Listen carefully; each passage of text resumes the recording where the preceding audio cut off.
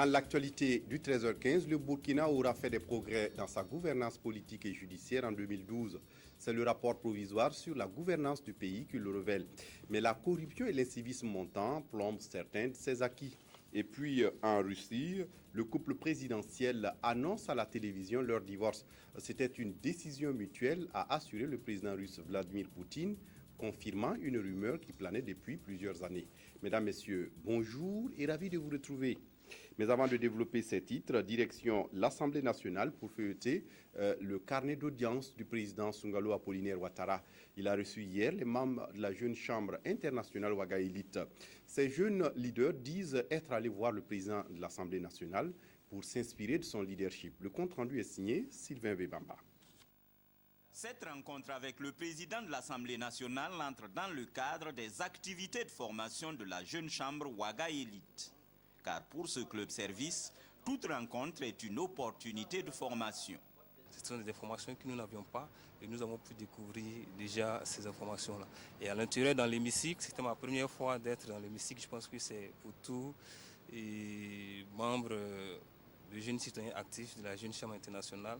Ça a été déjà un honneur pour nous et de s'asseoir à l'hémicycle, poser des questions déjà qui nous trottaient dans l'esprit et les différentes lois et éventuellement on a eu l'information qu'on peut assister et aux séances plénières et d'autres séances, pourquoi pas. Ce sont des informations que nous n'avions pas. Je pense que les facilités à notre niveau, on nous l'a déjà donné, c'est à nous maintenant de faire le pas. Pour ces citoyens actifs, la formation au leadership, qui est un de leurs principaux objectifs, devrait se renforcer avec la connaissance des institutions de la République. Pour être un bon leader, il faut connaître d'abord son environnement. Et il ne faut pas attendre forcément que tout vienne de nous, il faut aller à l'information. Cela nous permet, en tant qu'association citoyenne, de découvrir le mécanisme de fonctionnement de l'Assemblée et de voir quelle peut être notre contribution également, la contribution de la Jeune Chambre qui regroupe des jeunes citoyens actifs. C'est donc satisfait des informations reçues et de l'échange qu'ils ont eu avec le président Sungalo Apollinaire Ouattara que les membres de la jeune chambre Ouaga Elite ont achevé leur visite. Dans l'actualité de ce matin, l'état de la gouvernance au Burkina se discute à Tinkodogo. Le rapport provisoire est examiné en ce moment par les départements ministériels concernés et les acteurs de la société civile. Ce rapport met en exergue la gouvernance économique, politique et administrative. Des détails avec Abouakar Sagnon. Ils ont la tâche de jeter un regard croisé et objectif sur le rapport provisoire de l'état de la gouvernance au Burkina Faso en 2012. Ce diagnostic s'articule autour de 4 axes: la gouvernance politique, administrative, économique et locale. Selon le document, des progrès ont été enregistrés dans la consolidation d'un État démocratique, la promotion d'une justice crédible et équitable et le renforcement du cadre institutionnel et organisationnel de l'État.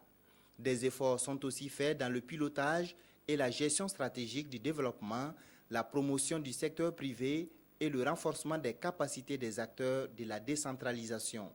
Cependant, on note des faiblesses, notamment la montée de l'incivisme, la persistance de la corruption, les lourdeurs et les dysfonctionnements administratifs et le non-transfert de certaines compétences aux communes. Le gouvernement attache du prix à la bonne gouvernance. Depuis 1998, des actions sont entreprises dans ce sens. La gouvernance est et demeure un facteur de bonne gestion de l'administration, de bonne gestion de l'État, mais surtout un facteur de stabilité sociale, de cohésion sociale. Nous avons de nombreux défis à réaliser en matière de bonne gouvernance et nous attendons de ces participants qu'ils puissent formuler des recommandations pertinentes nous permettant de relever ces défis pour faire de la bonne gouvernance une culture au quotidien de nos administrations, mais aussi partagée avec les citoyens. L'équipe chargée d'amender le rapport provisoire est composée des représentants des différents ministères et institutions concernées et de la société civile. À l'issue des travaux, le document amendé et validé sera soumis à l'approbation du gouvernement. Et puis, l'harmonisation de la profession d'architecte dans les États membres de l'UEMOA en passe de validation à Ouagadougou. Suite à une réunion d'experts tenue du 4 au 5 juin dernier, ce 7 juin, les ministres en charge de l'urbanisme sont réunis pour adopter le projet de directive portant harmonisation des textes régissant la profession. Les détails avec Peggy Ouedraogo. Depuis 2009 qu'il a été pensé, le projet de directive portant harmonisation des textes régissant la profession d'architecte est soumis aujourd'hui à validation. La tâche incombe au ministre chargé de l'architecture dans les États membres de l'Union. Une fois adopté, ce projet permettra à tout architecte inscrit au tableau de l'ordre de son pays d'exercer sa profession à titre personnel ou en tant que salarié dans tous les pays membres de l'UMOA et de s'y installer de façon permanente. Et une fois qu'on a ces textes harmonisés, en cohérence avec nos textes nationaux bien sûr, nous pouvons effectivement soutenir l'économie du Mali, surtout dans le sens, n'est-ce pas, des architectes et de l'architecture en général, et de tenir compte de nos réalités socio-économiques et surtout culturelles. Et le président par intérim de la commission de l'UMOA de faire un plaidoyer pour que l'application de la directive soit une réalité dans les États membres, bien entendu après son adoption. En attendant, tous sont conscients des avantages de cette harmonisation. Ça permet aussi aux gens d'avoir un marché beaucoup plus large, puisqu'en réalité, au-delà du seul pays, ça fait quand même un espace communautaire pour 8 pays, un marché potentiel pour tous les architectes, que ce soit des architectes ivoiriens, nigériens ou maliens, tous les pays. Quand les directives sont adoptées, la mise en œuvre, les gens ont un délai, les pays ont un délai de 2 ans à 3 ans maximum pour se conformer à la directive communautaire. La présente directive portant sur l'harmonisation de la profession d'architecte dans les États membres de l'UMOA est une amélioration de celle adoptée en 2005. Elle se présente comme un échange d'expertise, inducteur d'opportunités pour faire émerger des cités modernes dans l'Union où les populations s'épanouissent pleinement à travers des structures viables et durables. La campagne de distribution d'intrants et d'équipements agricoles aux producteurs se poursuit sur le territoire burkinabé. Hier à Kampouaga, c'était au tour des producteurs de la région du centre-est de bénéficier d'un lot de matériel. Une cérémonie suivie pour nous par Ernest Kambiré. 1347 charrues, 916 tonnes de fertilisants minéral, 873 animaux de trait et plus de 900 tonnes de semences de variétés améliorées. Voici le lot de matériel, d'équipements et d'intrants agricoles remis aux producteurs de la région agricole du Centre-Est. Pour aider à booster la production agricole cette année, chaque producteur ou groupe de producteurs bénéficiaires reçoit un paquet complet de services à des prix subventionnés jusqu'à 90% pour les femmes et 85% pour les hommes. C'est une action de communication et pour un peu montrer de façon visible, en tout cas, l'importance de l'appui de l'État aux producteurs, en l'occurrence l'appui en intrants agricoles ainsi qu'en équipement. Pour la distribution, chaque commune ou village est scindé en 3 groupes. Le premier sera bénéficiaire cette année, le deuxième le sera l'an prochain et le troisième l'année suivante. C'est un des éléments essentiels du nouveau mécanisme de distribution des intrants et des équipements agricoles qui tire leçon de 5 années de pratique et qui se veut innovant et participatif. Ce mécanisme prend en compte l'implication du secteur privé dans la distribution. Donc, ce qui permettra aux agents d'agriculture de se consacrer aux activités, leurs attributions, c'est-à-dire le suivi, appui, conseil des producteurs. Ce mécanisme aussi prend en compte les productrices à travers l'opération 100 000 charrues. Quand l'engrais sera sur place dans les magasins, le producteur doit se rendre chez le chef ZAT d'abord. Il va s'inscrire là-bas. Le chef ZAT va lui donner un papier. Il vient au niveau du distributeur. Le distributeur encaisse l'argent et il le livre ses besoins. L'objectif de ce nouveau mécanisme vise à rendre plus efficace l'aide de l'État et de ses partenaires en vue de booster la production agricole et d'améliorer la sécurité alimentaire et les conditions de vie des ménages en milieu rural. La région du Centre-Est est une région agricole par excellence. Et donc le message que nous avons, c'est simplement d'appeler nos producteurs à écouter davantage les techniciens dans leur enseignement en termes d'usage d'intrants améliorés, en termes d'usage de matériel agricole performant, afin donc que ces populations-là puissent augmenter leur productivité. Pour 2013-2014, l'opération de distribution des équipements et intrants agricoles va coûter à l'État burkinabé plus de 3 milliards de francs CFA.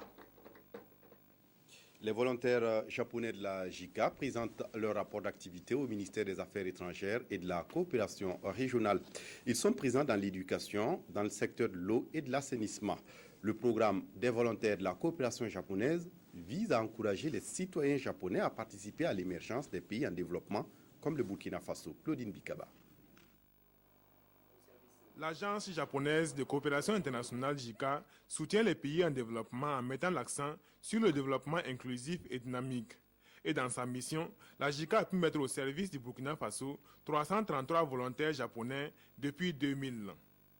C'est le cas de Hiroto Oma qui présente ici son rapport d'activité après 2 ans passés à la direction de la communication et de la presse au ministère des Sports et Loisirs comme technicien audiovisuel. Avec mes collègues, j'ai appris beaucoup de choses à Burkinabé. Burkinabé m'a aidé beaucoup de choses. Et puis au début, je ne comprends pas le français bien, mais tout le monde est content pour moi. Donc je suis très content et puis j'ai travaillé très facile. Outre le transfert des technologies, le programme du service des volontaires de la coopération japonaise concerne les facteurs clés du développement du Burkina. Nous avons 3 axes, c'est-à-dire l'éducation, ce qui est la base du pays, et puis l'agriculture, le développement rural et infrastructure. Et dans le cadre de coopération par les volontaires, c'est l'éducation, y compris l'éducation scolaire, préscolaire et l'éducation à travers les sports. Son rapport est éloquent, comme vous l'avez vu, et ça contribue au transfert de technologie. Et vous voyez que le ministère des Sports a marqué son entière satisfaction. Le retour au Japon de ce jeune volontaire Oma annonce l'arrivée au Burkina de 11 autres dans les prochains jours. Un reportage de Sylvestre Da au lieu de Claudine Bikaba. À Liptougou, dans la province de la Nyanya, le nouveau maire s'appelle Kwamba Sogli et vient d'être installé ce 31 mai avec son conseil municipal. Il place son mandat sous le signe du développement des infrastructures sociales. À présent, nous retrouvons Claudine Bikaba. Kwamba Sogli est investi dans ses fonctions de premier responsable de la commune de Liptougou. C'est le 21 janvier dernier que le conseil municipal de la dite localité a placé sa confiance en lui. Élu pour un mandat de 5 ans, il le place sous le signe du développement des infrastructures sanitaires et éducatives. Je souhaite, quand la population m'a élu comme maire à Liptougou, moi je veux que le Liptougou, on se correspond très bien. Il n'y a pas de séparation pour pouvoir arranger la population de Liptougou. À l'occasion de cette cérémonie d'installation, le parrain a pris l'engagement d'accompagner le développement de la commune de Liptougou. Vous savez que notre pays s'est engagé dans le processus de décentralisation depuis longtemps. Et c'est l'un pour laquelle ma structure et moi, nous nous sommes engagés à accompagner toutes les structures, toutes les communes du Burkina Faso à travers des actions pour, ne serait-ce qu'un temps soit peu, soulager l'État. Pour matérialiser son soutien, le parrain a remis du matériel composé de matelas, de motos, de tables et tables-bancs d'une valeur de plus de 4 millions de francs CFA plus 2 forages. Le conseil municipal est composé de 45 conseillers, dont 25 de l'ADF-RDA et 24 du CDP. Et puis le Fonds des Nations Unies pour la population UNFPA vient de remettre du matériel roulant au ministère de la Santé pour le donateur. Ce matériel contribuera au renforcement des structures sanitaires en vue d'offrir des services de santé de qualité en général et de santé de la reproduction en particulier. La composition du matériel avec Adissa Nogo. À travers ce geste, le Fonds des Nations Unies pour la population UNFPA donne 3 ambulances au ministère de la Santé. Ce matériel roulant est destiné aux districts sanitaires de Boulsa, Yako et Séguénéga. En plus de ces ambulances, s'ajoute du matériel informatique, de projection et des photocopieuses. Un geste qui va contribuer à améliorer la santé de la reproduction des populations. Il y a un réel besoin et c'est à ce besoin que dans la mesure de nos moyens, à UNFPA, nous essayons de répondre.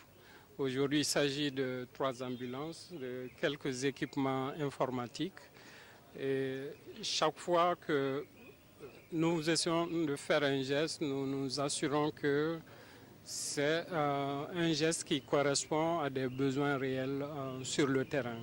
D'un coût estimé à plus de 105 millions de francs CFA, ce geste ne pouvait que réjouir le ministre en charge de la Santé. Recevoir des ambulances pour les populations est une activité que nous souhaitons vivre tous les jours parce que c'est de cela qu'il s'agit. Il s'agit de permettre aux populations de disposer de moyens de pouvoir transporter les malades et de pouvoir les amener en toute sécurité vers les services qui peuvent les prendre en charge. C'est pourquoi nous apprécions aujourd'hui que nous recevions donc 3 ambulances. Ce dont témoigne de l'excellente coopération entre cette structure onisienne et le département de la santé. Ces 2 dernières années, l'UNFPA a investi plus de 2,6 milliards de francs CFA pour soutenir les efforts du gouvernement burkinabé. Et puis, l'Institut Aourema, spécialisé dans la formation du Coran, a organisé ce dimanche la cérémonie de sortie de sa 18e promotion. Une cérémonie qui s'est déroulée au sein de l'établissement au quartier Nossin, dans la capitale burkinabé. Claudine Bikaba. Ils sont au nombre de 102, ces élèves qui ont réussi avec brio leur apprentissage de la lecture du Saint-Coran. Il a fallu 6 ans pour certains et 7 pour d'autres pour obtenir leur attestation. Pour l'occasion, Adama Aourema Ouedraogo et les parrains ont donné des conseils à leurs filles.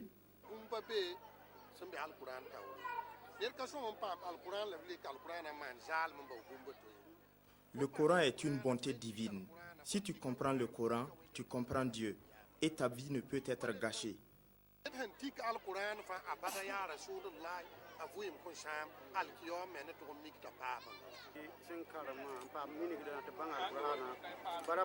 J'invite les nouveaux diplômés à redoubler d'ardeur dans les études. Il ne faut surtout pas jeter les diplômes et tout le savoir acquis dans les cantines. Le président de la cérémonie n'a pas manqué de saluer le rôle que joue l'éducation religieuse au Burkina.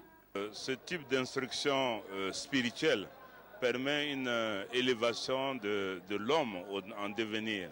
L'éducation est accompagnée et par l'éducation du côté franco-arabe et par aussi l'éducation dans le sens des cycles classiques.